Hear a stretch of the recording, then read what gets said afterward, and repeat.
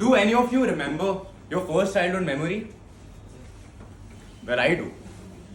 Back in 2003, when I was just 3 years old, I was attending a function happening in my locality along with my parents. In that function, kids who were slightly elder to me were performing various acts on the stage. Seeing them, I felt fascinated and I myself wanted to be up there.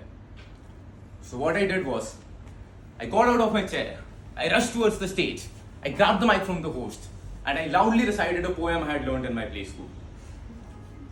Everybody in the crowd, including my parents, was stunned to see such confidence in a 3-year-old kid. And that's the day the stage became my best friend. As in my childhood, I was probably the most extroverted kid that could ever exist. I would talk to kids my age, kids elder to me, elderly people, my house helps, and even sometimes to random strangers, which used to scare my parents a bit because we used to live in Noida, which is the neighboring city to Delhi, as well as a part of UP. In school, I did almost anything and everything possible just to be on a stage. I would take part in music, drama, debates, quizzes, and even fancy dress competitions. At that point of my life, nervousness, I didn't experience feelings like nervousness or consciousness ever. I was completely a free bird. This phase of my life lasted till about class 10th. The thing was, along with being good at a plethora of extracurricular activities, I was also good in academics. So my dad, who himself was an IITian, wanted me to get into an IIT as well and join IIT JEE coaching for it. Now this wasn't something which I myself was interested in doing, but I wasn't repulsed to this idea as well, as I always felt that this was something expected out of me. So I went ahead with it. But as soon as the coaching classes started, my life was taken by a storm. I couldn't quite fathom how drastically my life had changed. I was traveling 3 hours every day to attend 4 hours of rigorous coaching classes.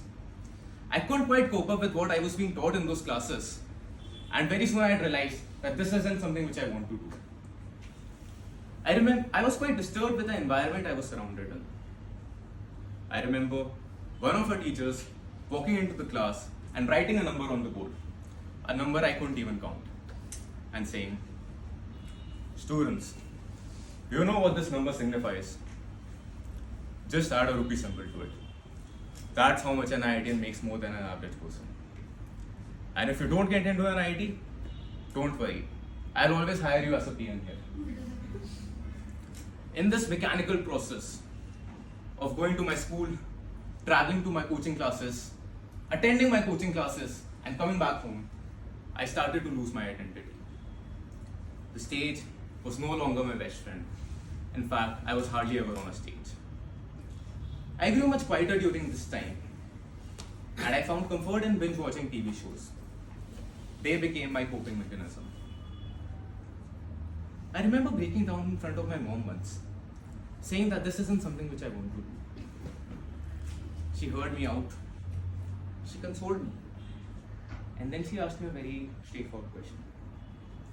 "Beta, if not engineering, then what?" And I did not have an answer to that question. So I gave it some thought and decided that now since I've taken this plunge, there's no turning back. So I pulled up my socks, got a bit focused, and started working smartly.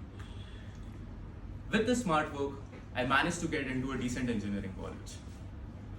But as soon as the college started, I realized I could start afresh.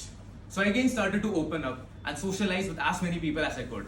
I was talking to my classmates, batchmates, my seniors, anyone and everyone I could find in the campus. And I soon became the college social butterfly. Everybody knew me. Like my previous speaker said, engineering is all about chilling. I also realized that engineering is all about chilling, which got me an opportunity to take part in various extracurricular activities. And taking part in those activities got me back on the stage again. Now, unlike my childhood, this time around while being on a stage, I did feel nervous. I did feel conscious as well. But I also felt liberated.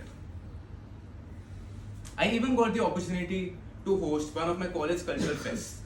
And let me tell you, anchoring in my college cultural fest and people cheering my name is one of the fondest memories I have to date. Stage was my best friend in childhood. Stage is still my best friend now. That's why I'm gathered in front of you all, giving my icebreaker speech on this very stage. Very recently, I've started my corporate journey, where I'm tied to a chair and glued to a screen every Monday to Friday. But on every Sunday, I'm getting to do what I truly love. That is, standing on a stage and speaking my heart out in front of this beautiful crowd. Thank you, everyone.